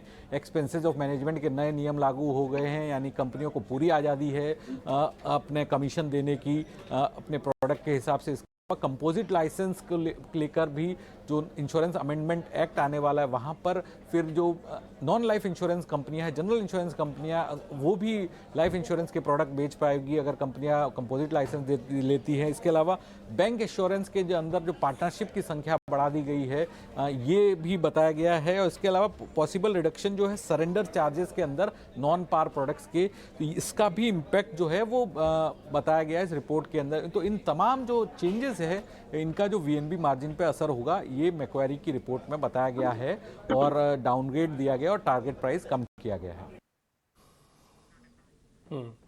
जो मैक्वारी की रिपोर्ट, अगर आप इसको पढ़ने बैठते तो शायद आपको काफ़ी समय लग जाता, लेकिन अनुराग ने आपका काम आसान कर दिया। सारी रिपोर्ट को पढ़ा, समझा, सारे पॉइंट्स आपके सामने रख दिए।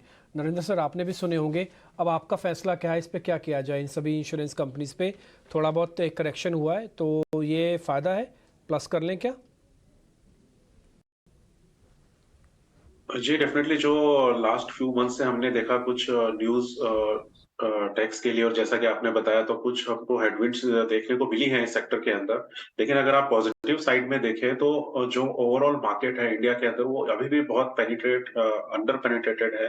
और सेकेंडली, ये जितने भी जो टैक्सेशन से रिलेटेड जो मूव्स है, तो इसमें अगर अपन देखना चाहें तो now the government is trying कि आप टैक्स के थ्रू इंसेंटिवाइज होके कोई इन्वेस्टिंग स्कीम ना चुने, बल्कि नीड बेस पे आप स्कीम चुने, तो so that person can take a informed decision. तो ये काफी मार्केट पॉइंट ऑफ व्यू से एक हेल्दी मूव है, और मेरे ख्याल से ये शॉर्ट टू मिड टर्म की प्रॉब्लम है, और 1-2 क्वार्टर में जब नए प्रोडक्ट्स और नए ऑफरिंग्स आएंगी, और जब इसका इम्पैक्ट जो एक ईयरली बेसिस पे होता है वो निकल जाएगा, तो वहां से फिर ये वापस से ग्रोथ जो इनकी वापस से आने लगेगी। और जो ओवरऑल मार्केट पेनिट्रेशन है, वो डेफिनेटली लॉन्ग टर्म के लिए पॉजिटिव ही है। जहाँ तक ग्रोथ का सवाल है, तो शॉर्ट टर्म में थोड़ा बहुत प्रेशर रह सकता है, बट डेफिनेटली यहाँ पे होल्ड करके चल सकते हैं, और लॉन्ग टर्म अभी भी अच्छा है सेक्टर के लिए। ओके, ठीक है। तो ये तो ICICI प्रूडेंशियल पर आप एक राय दे रहे हैं, मैक्वारी की थोड़ी सी कॉशियस करने वाली रिपोर्ट पे है। लेकिन एक और अच्छी खबर जो आई है वो आई है एमफी की तरफ से। एमफी का जो मई का डेटा आया है, उसमें आइए समझते हैं क्या कुछ इंपॉर्टेंट कंक्लूड्स निकल कर आए हैं, क्योंकि फिर से आप एक रिकॉर्ड स्ट्रेट 4th मंथ है जब स्ट्रॉन्ग फ्लोज हम देख रहे हैं, चाहे स्मॉल कैप हो, मिड कैप हो। शरद हम तक कुछ और रिसर्च भी लेकर आया, आइए शरद से जुड़ते हैं। शरद, बताएं। जी बिल्कुल, मई के महीने में जो एमपी की डेटा है, यहाँ पे एसआईपी आंकड़ा सबसे बड़ा इंपॉर्टेंट फोकस रहेगा, और यहाँ पे रिकॉर्ड हाई लेवल्स पे एसआईपी आए हैं। 14,000 करोड़ के ऊपर जो है वापस आ गया है एसआईपी के लेवल से बात करें तो लास्ट मंथ ये आंकड़ा 13,730 करोड़ के लगभग था। इसके अलावा जो है इक्विटी सेगमेंट की बात करें तो यहाँ पे फ्लोज अपने 6 मंथ लो पे आ गए, क्योंकि यहाँ पे थोड़ी सी प्रॉफिट टेकिंग देखने मिली है, ये एक्सपर्ट्स का मानना है। इसके अलावा जो है इक्विटी सेगमेंट में लेकिन लगातार 27 स्ट्रेट मंथ एक इन्फ्लोज तो ज़रूर आया, और ओवरऑल फ्लोज की बात करें तो वो भी 2 मंथ लेवल्स पे जो है पॉजिटिव लेवल्स पे देखने मिला है। इंपॉर्टेंट बात यह है कि जो ओवरऑल AUMs और इक्विटी AUMs है वो भी अपने रिकॉर्ड हाई लेवल्स पे देखने मिल रहे हैं, और ओवरऑल जो NFOs हैं वो लगभग 500 करोड़ के आए हैं अक्रॉस 5 स्कीम्स के। इंपॉर्टेंट बात यह है कि जो NFOs कम इसलिए हुए हैं क्योंकि बहुत सारे चेंजेस जो है आपके टैक्सेशन में देखने मिले, तो उसके कारण जो है NFOs थोड़े कम हो गए हैं।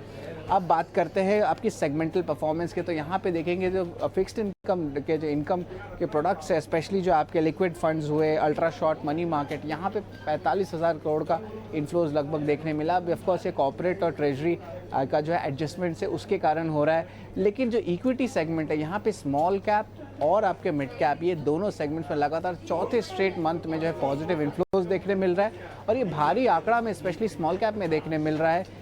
बट याद रखिए जो कम हुई है इनफ्लोज इक्विटी सेगमेंट है वो हुई है लार्ज कैप के कारण, फोकस्ड सेगमेंट TLSS सेगमेंट, इसके कारण जो है बिकवाली भी देखने मिली है, तो इक्विटी फ्लोज जो है उनके नंबर्स पे थोड़ी दबाव देखने मिली है। और आखिर में मैं बात करूंगा आर्बिट्राज फंड्स का और मीडियम ड्यूरेशन फंड्स का, जो अब अट्रैक्टिव हो गए हैं, एक्सपर्ट्स का मानना है, क्योंकि आगे जाते हुए ब्याज दर जो है फ्लैट रह सकती है, आप धीरे धीरे घट सकते हैं, तो उस चीज़ को कैप्चर करने के लिए ये दोनों सेगमेंट्स जो है इंटरेस्टिंग हो गए हैं, ये एक्सपर्ट्स का मानना है। शरद, हम ये कह सकते हैं कि कहीं ना कहीं अगर इस डेटा पॉइंट को देखें तो जो इक्विटी इनफ्लो 6 मंथ्स के लो पर है, तो यानी मैक्सिमम पैसा जो आउटफ्लो हुआ है वो लार्ज कैप फंड से हुआ है, क्योंकि आप बता रहे हैं स्मॉल कैप मिड कैप में तो अभी भी वहां पर इनफ्लोज अच्छे हैं, स्ट्रॉन्ग इनफ्लोज हैं।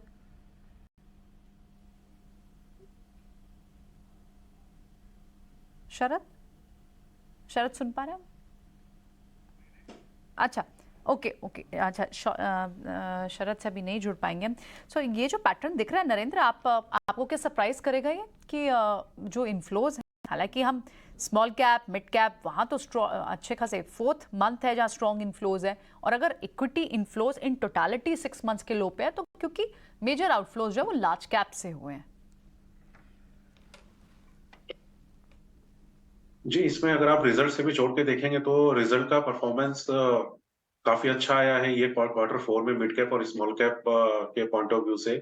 तो और मिड कैप स्मॉल कैप काफी अंडर परफॉर्म भी कर रहे थे लार्ज कैप्स के मुकाबले, जो कि अभी यहाँ पे जो रैली दिखी है वो इसमें ही ज्यादा दिखी है। तो डेफिनेटली फ्लोज इसको सपोर्ट कर रहे हैं, और एक 14,000 करोड़ मार्क क्रॉस होना मतलब जो इन्वेस्टर्स है उनका फेथ अभी बना हुआ है, और ये ट्रेंड आगे मजबूत ही रहेगा और अच्छा बेस भी प्रोवाइड करता है डोमेस्टिक इक्विटी मार्केट के लिए। ठीक है राजेश सर, एक बार मैं फटाफट से आपसे स्पीड से 2-4 क्वेश्चन ले लेता हूँ, आप मेरे को जल्दी जल्दी बताते जाइएगा क्या करना है। सर पहले शुरू करते हैं REC से। REC को BTS फिर पोजिशनल अगले हफ्ते के लिए, सोमवार के लिए ले जाएं क्या REC? बिल्कुल पोजिशनल भी रख सकते हैं, BTST भी ले जा सकते हैं। काफी स्ट्रॉन्ग स्ट्रक्चर है, series of higher top higher bottom formation है। अपसाइड का टारगेट 155 इमीडिएट बेसिस पे, और पोजिशनली अगर रखते हैं तो 170 तक की अपसाइड आते हुए दिख सकती है। स्टॉप लॉस रखना होगा करीब 145 के आसपास।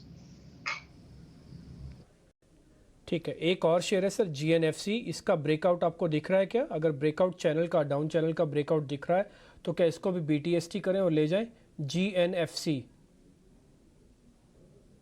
पे? तो शॉर्ट साइड का ट्रेड कैरी किया जा सकता है। BTST तो नहीं सजेस्ट करेंगे, क्योंकि GNFC का स्ट्रक्चर वीक हो चुका है और GNFC में एक डाउन साइड ब्रेकडाउन होते हुए दिख रहा है।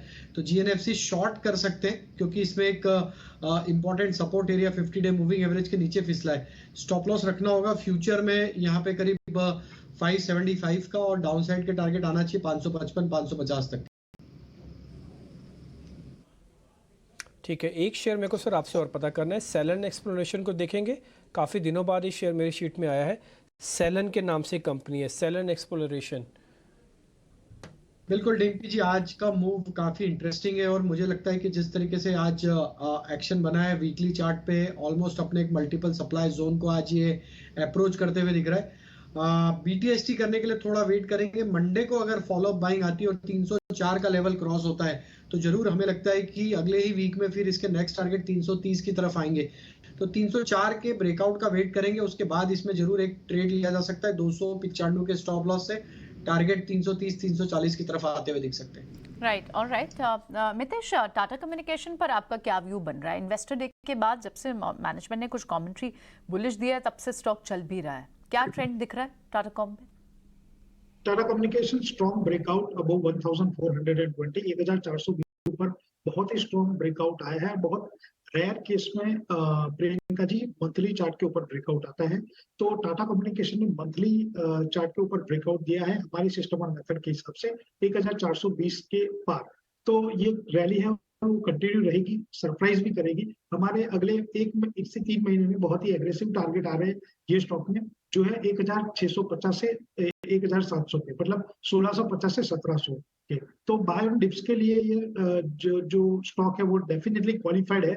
आज 4-4.5% ऊपर है, अगर नीचे मिलता है तो डेफिनेटली उसको बाय करना चाहिए 1700 के टारगेट के लिए। एक और चेक करके बताएं, पूरा सेक्टर हॉस्पिटल्स हो, फार्मेसी हो, जितने हेल्थ केयर काउंटर्स हैं उनमें अच्छी मूव भी है, बड़ी इन्वेस्टर्स की पार्टिसिपेशन भी है। अपोलो हॉस्पिटल तो हमें पता ही ऑलरेडी वो एक FIs का फेवरेट काउंटर है, लेकिन आप मैक्स हेल्थ केयर जैसे स्टॉक्स भी देखें, वहाँ भी बड़े बड़े इंस्टीट्यूशन का अच्छा इंटरेस्ट दिख रहा है। इस स्पेस पर क्या व्यू बना नितेश? ओके, तो इस स्पेस में आपने जो पहला स्टॉक बताया वही हमारी रडार पे कंटिन्यूअसली आ रहा है, और वहां पे एक बहुत ही स्ट्रॉन्ग चैनल ब्रेकआउट है, वो है अपोलो हॉस्पिटल। अपोलो हॉस्पिटल ने बहुत टाइम के बाद 4800 4900 के लेवल्स को छुआ है और उसको क्लोज करके अभी जो स्टॉक है वो 5500 टू 6000 की रेंज में जाने के लिए रेडी है। तो with in that entire space जो आपने बात करी है, वहां पे हमको लग रहा है कि अपोलो हॉस्पिटल जो है वो बहुत ही प्रॉमिसिंग ब्रेकआउट है एज ऑफ। ठीक है, एक और जरा शेयर्स के बारे में पता कर लेते हैं कि क्या वहाँ पे भी मजबूती मिल सकती है। सीमेंट शेयर में कोई ऐसा शेयर है सर जहाँ पर अभी भी आपको काफ़ी स्ट्रेंथ लगती है? नरेंद्र सर, ये क्वेश्चन मैं ऑलरेडी तब आपसे पूछ रहा हूँ जब ज़्यादातर शेयर चल चुके हैं या तो चल रहे हैं, और इंडिया सीमेंट ने तो आज और कमाल किया, अपनी रेंज का भी ब्रेकआउट किया है। आपको कहीं और कंफर्ट आता है कि इसमें बने रहो, अभी इसमें भी और मजबूती है और चलेगा ये शेयर? जी, लास्ट दिस वीक इटसेल्फ यहाँ पे सीमेंट में काफी हमको देखने को मिला ट्रैक्शन, और मेरे ख्याल से मॉनसून का ऑनसेट थोड़ा डिले हुआ और शायद एक्सपेक्टेशन है कि मॉनसून अपना फुल फ्लो में नहीं होगा। तो यहाँ पे लार्ज जो सीमेंट कंपनीज है उसमें बने रह सकते हैं। बाकी तो मेरे ख्याल से बाकी वैल्यूएशन वाइज तो होल्ड पे ही है।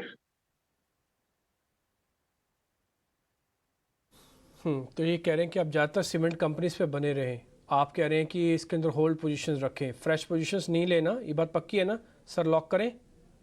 Yes yes yes. ठीक है, डन। एक शेयर मेरे को और पता करना है, 2-4 दिन पहले मैं उसके बारे में डिस्कस भी कर रहा था, तब मेरे को मानसी और प्रियंका ने बाकायदा कहा कि आप, ये तो फ्राइडे तो नहीं है लेकिन आप इस शेयर के बारे में आज को डिस्कस कर रहे हैं। तो उसमें खबर आई थी कि, खबर ये हमारे हाथ लगी थी खबर गर्म वाले सेगमेंट में, कि इनका एक प्लांट है जिसको ये शुरू कर रहे हैं और ज़मीन का एक सौदा है वो करीब करीब कंप्लीट हो रहा है। ग्लोबल स्पिरिट्स का शेयर लेके आइए, अब सारे लीकर वाले मत दिखाइए, खाली ग्लोबल स्पिरिट्स उस शेयर को लेके आए। एक बार ज़रा वो शेयर स्क्रीन पे आए सर, एक बार ज़रा ग्लोबल स्पिरिट्स को आप चेक करोगे? शेयर करीब 1.5% ऊपर है, ये इस रेंज का ब्रेकआउट कैंडिडेट भी हो सकता है। राजेश सर एक बार आप चेक करना, हमारे पास खबर ये है कि इनका एक प्लांट का काम शुरू हो रहा है, ज़मीन एक्चुअली वो ले रहे हैं, उस पर ये कैपेक्स करेंगे, करीब 600 करोड़ रुपए लगाने की योजना है, हमारे पास जो इन्फॉर्मेशन है। डिम्पी जी, काफी स्ट्रॉन्ग यहाँ पे प्राइस एक्शन बने हैं पिछले 3-4 वीक में। स्टॉक ने काफी बड़ी रैली एक अच्छी यहाँ पे डिस्प्ले की है, और स्टॉक में जिस तरीके के फॉर्मेशन बने, हमें लगता है कि बिल्कुल ये स्टॉक का मोमेंटम फर्दर एक्सटेंड होगा और 1320 1330 की तरफ ये स्टॉक की तेजी कंटिन्यू होते हुए दिख सकती है। जिनके पास पोजीशन है उन्हें स्टॉप लॉस को हायर साइड पे ट्रेल कर लेना चाहिए। 1165 ये लेवल है, जब तक इसके ऊपर बना हुआ है हमें लगता है ये 1320 की तरफ इसके टारगेट आते हुए दिखेंगे। Okay, done. मितेश, एक आखिरी सवाल आपसे भी है मेरा, आईटी में आपको कोई ज़्यादा शेयर ठीक लग रहा है क्या? कोई भी एक आईटी का स्टॉक आप मेरे को दे सकते हो। वैसे मैं तो सोनाटा सॉफ्टवेयर देख रहा था, अगर आप सोनाटा गिरना चाहो गिर सकते हो, आप बी सॉफ्ट देखना चाहो वो देख लो, अब जो आपको ठीक लगता हो। एक आईटी का शेयर चाहिए मिड कैप कैटेगरी का। इंटेलेक्ट डिजाइन जो है वो आई थिंक बहुत ही प्रॉमिसिंग चार्ट पैटर्न है, 578 के ऊपर अभी ट्रेड हो रहा है। मेरे हिसाब से 550 का अगर एक छोटा सा स्टॉप लॉस लगा के ट्रेड को लिया जाए तो 1 या 2 वीक में हमको 620 650 के लक्ष्यांक हासिल हो सकते हैं ऊपर में, और अगर चैनल ब्रेकआउट 620 के ऊपर आ गया तो I think the stock has the potential to go up to 750 to 800 next 3 months। जैसे न्यूक्लियस सॉफ्टवेयर में हमने तेजी देखी है मिड कैप सेक्टर में, ऐसे ही इंटेलेक्ट की चार्ट पैटर्न है, लेकिन इमीडिएट रेजिस्टेंस 620 का है, अगर वो क्रॉस हो गया तो डेफिनेटली 750 से 800 स्टॉक अगले 1 से 3 महीने में जा सकता है। ठीक है, तो ये तो इंटेलेक्ट डिजाइन पर आपको अच्छे पैटर्न दिख रहे हैं जहां पर आपको ध्यान रखना चाहिए इस मूव को। इस पूरे हफ्ते हमने देखा कि बाजार निफ्टी तो near all time high trade करता हुआ, इनफैक्ट 2023 के हाईएस्ट लेवल पर निफ्टी आपको ट्रेड करते हुए इस हफ्ते के दौरान दिखाई दिया। बहुत सारी और इंपॉर्टेंट जो बातें हुई, मिड कैप इंडेक्स ने ऑल टाइम हाई छुआ, रिकॉर्ड लेवल्स पर मिड कैप इंडेक्स रहा। स्मॉल कैप इंडेक्स ने 52 वीक हाई टच किया। कई सारे जो स्टॉक्स, पावर स्टॉक्स में टोरेंट पावर जैसे स्टॉक्स ने अच्छी मूव दी, और इनफैक्ट स्मॉल कैप स्पेस में बात करें तो मज़गांव डॉक, सुज़लॉन जैसे स्टॉक्स से अच्छी मूव निकल कर आई। रियलिटी इंडेक्स जहां पर थोड़ा दबाव था पिछले 2 हफ्तों से, वहां सर्ज था। ये पिछले 4 हफ्तों से इनफैक्ट 5th स्ट्रेट वीक था निफ्टी रियलिटी इंडेक्स वापस आया और टॉप सेक्टोरल गेनर के तौर पर भी आपको रियल एस्टेट स्पेस ही देखने को मिला, रियलिटी इंडेक्स ही देखने को मिला। ऑटो इंडेक्स में भी इनफैक्ट कई सारे स्टॉक्स ने ऑल टाइम हाई लगाया। टाटा मोटर्स ने, अशोक लेलैंड ने, पिछले हफ्ते आपको याद होगा बजाज ऑटो ने, पर इस हफ्ते टाटा मोटर्स और अशोक लेलैंड थे जिन्होंने अपना ऑल टाइम हाई छुआ। मेटल इंडेक्स में भी इनफैक्ट इस बार आप कुल मिला के देखें तो वहां पर भी तेजी थी। थर्ड स्ट्रेट वीक था जो एडवांस्ड आपको मेटल स्पेस दिखाई दिया। बैंक्स थोड़े सबड्यूड थे, बैंक्स में ज़्यादा बड़ी मूव नहीं थी और जो थोड़ी बहुत मूव थी वो लेड बाय प्राइवेट बैंक्स थी, जैसे कि एक्सिस बैंक या इंडसइंड बैंक जैसे स्टॉक्स की बात कर रहे हैं। और आईटी से तो इनफैक्ट आपको ये दूसरा हफ्ता है जहां गिरावट देखने को मिली। आज दिन भर के एक्शन में सबसे ज़्यादा मूव कहाँ से हमें देखने को मिली, क्योंकि मार्केट एक रेंज में 2 दिन से दिख रहा है और बड़े क्रूशल सपोर्ट को भी बाजार बचा रहा है। 18,500 के ऊपर ट्रेड हो रहा है। बैंक्स ने थोड़ी सी कोशिश वापस, led by IndusInd bank, axis bank, कुछ फाइनेंस काउंटर्स जैसे बजाज फाइनेंस जैसे काउंटर्स में तेजी थी। इस पूरे हफ्ते में एफएमसीजी पैक ने बहुत अच्छे लेवल्स दिखाए। इनफैक्ट एफएमसीजी इंडेक्स में तो आईटीसी हो, ब्रिटानिया हो, नेस्ले हो, रिकॉर्ड लेवल्स पर इन सब स्टॉक्स के कारण आप इंडेक्स को भी देख रहे हैं। और दूसरे जो स्टॉक्स फार्मा स्पेस से डॉक्टर रेड्डीज के स्टॉक की बात करें, सिप्ला के स्टॉक की बात करें, वहाँ पर भी आपको टॉप गेनर दिख रहे हैं। आज फिर से आपको एक रिकवरी ट्रेड, क्योंकि कल थोड़े दबाव में सीमेंट स्पेस भी थे, लेकिन सीमेंट से आज रिकवरी ट्रेड में आपको अल्ट्राटेक सीमेंट, ग्रासिम जैसे स्टॉक्स वापस लौटते हुए दिखाई दिया और प्रेशर में आपको कुछ दूसरे फार्मा स्टॉक्स थे, डिवीज जैसे स्टॉक्स थे। टू व्हीलर स्पेस में हीरो मोटोकॉर्प, बजाज ऑटो ये लगातार चल रहे थे, इसलिए आज थोड़े प्रेशर में आपको ये स्टॉक्स दिखाई दिए। और आईटी तो सेकेंड स्ट्रेट वीक है जहां पर वो अपनी लूजिंग स्ट्रेंथ को बनाए हुए है, अपनी लूजिंग स्ट्रीम को बनाए हुए है। मेटल्स में लगाट कहाँ थे, आज टाटा स्टील लगाट था और इनफैक्ट दूसरे काउंटर्स की बात करें तो मेटल्स में प्रेशर था। इनफैक्ट दूसरे जो हैवी वेट्स की बात करें, निफ्टी के दूसरे लूजर्स में उसमें टाटा स्टील तो है ही, SBI, HUL, HCL tech, Infosys, ONGC जैसे काउंटर्स हैं। सो ओवरऑल इस पूरे हफ्ते में हमने निफ्टी की एक रिकॉर्ड लेवल की मूवमेंट देखी। 2023 के हाईएस्ट लेवल पर आपको इस वक्त निफ्टी और ऑल टाइम हाई की बात भी हो रही थी, पर ऑल टाइम हाई से लगभग 100-150 पॉइंट की हम दूर थे जब हम फिर से नीचे की तरफ स्लिप हुए हैं। मिड कैप स्पेस में इस हफ्ते भी काफ़ी एक्शन था, रिकॉर्ड लेवल्स पे मिड कैप स्पेस रहा और स्मॉल कैप ने तो अपना 52 वीक टच भी किया। कौन से स्टॉक्स आज के दिन में ट्रेड में गेनर्स थे? मैक्स हेल्थ केयर जैसे स्टॉक्स, प्रेस्टीज जैसे stocks, TVS motor, Tata tele, Godrej properties और at the same time losing stream पे आज के लिए। और इनफैक्ट ये one of the top loser भी रहेगा, वो है आईईएक्स, लगातार 20% टूट गया सिर्फ 2 दिन में। दूसरे जो कुछ स्टॉक्स में जहां बिकवाली आ रही है, आप पीवी फिनटेक जैसे कोरमंडल टेक जो आज के दिन में टॉप लूजर्स देखने को मिले। सो ओवरऑल बाजार में अभी भी मोमेंटम बुलिश का ही बात की जा रही है। थोड़ी प्रॉफिट बुकिंग है क्योंकि बाजार चल चुका है, स्ट्रेच था और उसके बाद इस हफ्ते हमने 2 दिन से लगातार हम देख रहे हैं कि लाल निशान में बंद हो रहा है, लेकिन अभी भी मोमेंटम बायस जो है वो थोड़ा सा साइडवेज का जरूर दिख रहा है, लेकिन पॉजिटिव बायस के साथ ही ट्रेड होते हुए दिखाई दे रहा है।